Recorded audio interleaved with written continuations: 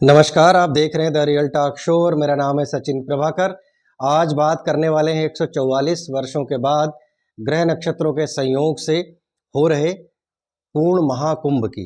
वैसे तो टीवी और मीडिया से लेकर के, मोबाइल से लेकर के और सोशल मीडिया तक हर जगह कुंभ की ही तस्वीरें छाई हुई हैं। कोई कुंभ जा रहा है तो अभय सिंह आईआईटी वाले बाबा को कवर कर रहा है, जो एरोस्पेस इंजीनियर हैं। 2018 से 2012 के बीच में उन्होंने मुंबई आईआईटी कॉलेज से उन्होंने एरोस्पेस में इंजीनियरिंग की है और अब वो बाबा बन गए हैं और कुंभ में आकर के सुर्खियां बटोर रहे हैं।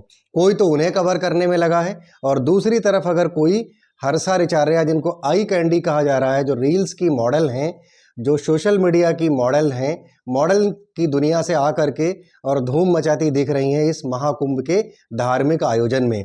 दूसरी तरफ लॉरेंस पॉवेल, जो कि एप्पल के को फाउंडर स्टीव जॉब्स की पत्नी हैं, वो आई थी और निरंजनी अखाड़ा के महामंडलेश्वर स्वामी श्री कैलाशानंद जी महाराज से दीक्षा लेकर के और इसी कुंभ परिक्षेत्र में जब तक कुंभ चलेगा यानी 13 जनवरी से और 26 फरवरी तक यहीं रहने वाली थी। उनको कवर करने में पूरा का पूरा मीडिया जुटा हुआ है। लेकिन आज हम बात करेंगे इस महाकुंभ के आयोजन की आध्यात्मिक चेतना के परिप्रेक्ष्य में, धार्मिक चेतना के परिप्रेक्ष्य में और इसके प्रायोजन के परिप्रेक्ष्य में, कि आज जिस महाकुंभ की बात चारों तरफ हो रही है, जो इसके फोटोज वायरल हो रहे हैं, जो इसकी सुर्खियां वायरल हो रही हैं, इससे इतर इस महाकुंभ के आयोजन का प्रायोजन क्या था, कौन इसके आयोजक करता हुआ करते थे।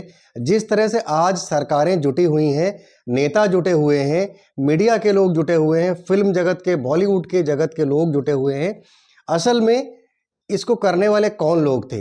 1.5 करोड़ साधु संत और श्रद्धालु जिस घाट पर एक साथ स्नान कर ले रहे हैं, ये अपने आप में एक पूरी दुनिया को दिखाने वाला एक बड़ा कीर्तिमान है। अगर बात करें तो जो रियो कार्निवल होता है, जो अक्टूबर फेस्टिवल होता है जर्मनी में, जिसमें 60 लाख लोग जुटते हैं, और रियो कार्निवल में जहां 2 करोड़ लोग जुटते हैं, उसकी पूरी दुनिया में इतनी व्यापक चर्चा होती है। ये बताया जा रहा है कि कैसे इस तरीके के बड़े और भव्य आयोजन उन देशों में संभव है कि 60-60 लोग और 2-2 करोड़ लोग आते हैं। लेकिन आज हम आपको इस महाकुंभ के बारे में बताएंगे। 2 करोड़ नहीं, 10 करोड़ नहीं, बल्कि 40 से 50 करोड़ श्रद्धालु इस महाकुंभ के परिक्षेत्र में आने वाले हैं और गंगा स्नान कर इस संगम पर डुबकी लगाने वाले हैं। असल में इसकी तैयारियों का एक बड़ा व्यापक जायजा जो हमने मीडिया और बुक्स के माध्यम से अर्जित किया है, वो आप सबके सामने एक वानगी सा रखता हूं कि 488 किलोमीटर परिक्षेत्र में लोहे की चादरें बिछाई जाती हैं व्यवस्थापकों के द्वारा, कि जो वहां पर एक सैंड है, जो बालू है, उससे लोगों को बचा जा सके और लोग फिसलन से बच सकें। पूरे परिक्षेत्र में एक फिसलन ना हो, क्योंकि पूरा क्षेत्र बालू का क्षेत्र होता है, नदी का किनारा होता है। इस बार का कुंभ वैसे भी 1 महीने लेट हो रहा है, क्योंकि करीब करीब 10 किलोमीटर तक नदी ने अपना परिक्षेत्र चौड़ाई में और बढ़ा दिया था कुछ क्षेत्र में। उसकी वजह से 1 महीने लेट में काम शुरू हो पाया है और 488 किलोमीटर चादर डाली गई है लोहे की। इसके अलावा 10,000 छोटी बड़ी कंपनियों को इसमें न्योता दिया गया है, जो पब्लिक रिलेशन कंपनीज हैं, इवेंट मैनेजमेंट की कंपनीज हैं और मैनेजमेंट की कंपनीज हैं। वो 10,000 छोटी बड़ी कंपनियां पूरी दुनिया से आई हैं इस कुंभ को सफल बनाने में। इस बात पर भी मीडिया को चर्चा करके दिखाना चाहिए, ना कि सिर्फ ग्लैमर बटोरने के चक्कर में।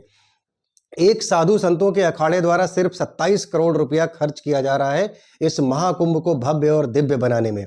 100 करोड़ खाने की थालियां खिलाई जाएंगी श्रद्धालुओं को। चारों तरफ से अगर आप देखें लोग, तो 40, 50, 60 करोड़ जितने भी लोगों की उम्मीदें हैं, लोग आ रहे हैं। उन सब लोगों को सिर्फ एक और एक उम्मीद दिखती है कि जो उस 1 करोड़ 60 लाख पंडाल लगाए गए हैं, उन पंडालों में जा करके रुकना है और खाना खाना है। इनके पीछे कौन व्यवस्थापक लोग हैं? असल में अगर कुंभ की परिकल्पना की बात की जाए तो कुंभ की परिकल्पना का बेसिक आधार था दान, और दान के आधार पर महाकुंभ का आयोजन होता था। और यह आयोजन कोई आज का नहीं है, आज की सरकारें इसको नहीं करा रही हैं, बल्कि आद्य गुरु शंकराचार्य जी के जमाने से, जब वो सनातन को बचाने में जुटे हुए थे, तब से भी पहले से यह परंपरा है कि महाकुंभ का आयोजन होता है। यहाँ पर धर्म संसद होती थी, संतों का, महात्मों का संगम होता था, धार्मिक और आध्यात्मिक चर्चा होती थी, कुछ उसके निष्कर्ष निकलते थे और उन निष्कर्षों को, उन संदेशों को पूरी दुनिया में आम जनमानस तक, सनातन प्रेमी लोगों तक पहुंचाने का और अपनी सभ्यता और अपनी धार्मिक आस्था के प्रति जागरूक करने का ये कार्यक्रम था। और इस कार्यक्रम को प्रमुख रूप से करने की अगर बात करें तो सनातन परंपरा के ही जो 52 शक्तिपीठ हैं, 52 अखाड़े हैं साधु संतों के, उन अखाड़ों के लोगों की प्रमुखता से यहाँ पर जगह रही है और वही इस मेले को आयोजन करते आए हैं।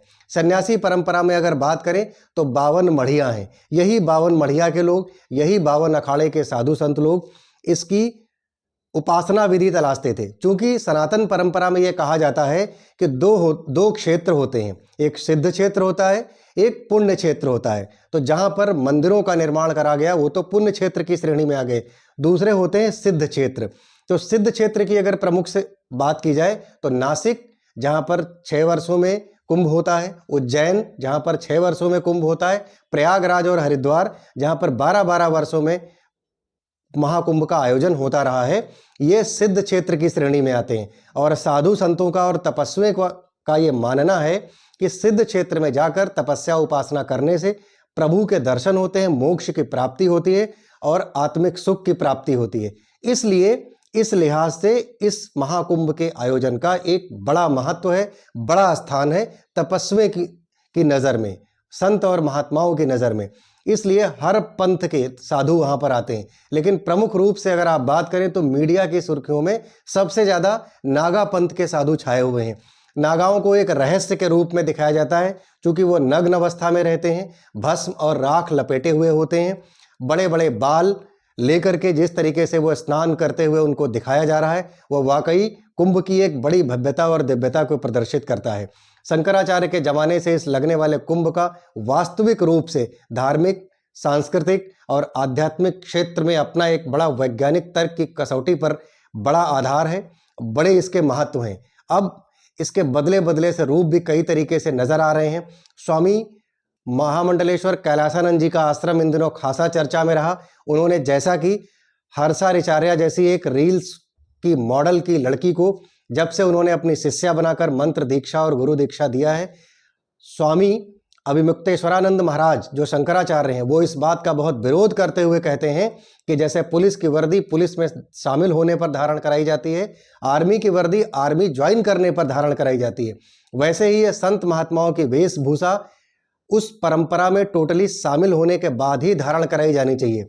जिस तरीके से हर्षा रिचार्या को संतों के रथ पर सवार करने की इजाजत दी गई, इस बात का अभिमुक्तेश्वरानंद महाराज जी पुरजोर खंडन करते हैं और वो कैलाशानंद महाराज को भी घेरते हैं। लेकिन कैलाशानंद महाराज के आश्रम में लॉरेंस पावेल का भी आना, रुकना, दीक्षा लेना और उनसे प्रभावित होना, वो कहती हैं कि सनातन में मोक्ष की प्राप्ति का एक जो बेसिक आधार है संत और महात्मा, इसलिए मैं यहाँ पर आई हूँ, ये आस्था मुझे खींच लाई है, कैलाशानंद महाराज को और ज़्यादा लाइमलाइट में दिखाती है। अब इस वीडियो के विषय में आपके अपने क्या विचार हैं? कुंभ की आधुनिकता के विषय में, कुंभ की भव्यता और दिव्यता के विषय में आपके अपने क्या विचार हैं? कुंभ का आम आदमी के जीवन स्तर पर क्या प्रभाव पड़ता है? आर्थिक और सामाजिक क्षेत्र की एकजुटता पर क्या प्रभाव पड़ता है? ये आप अपने विचार हमारे वीडियो के कमेंट सेक्शन में जरूर लिखिए। नमस्कार, जय हिंद, जय भारत।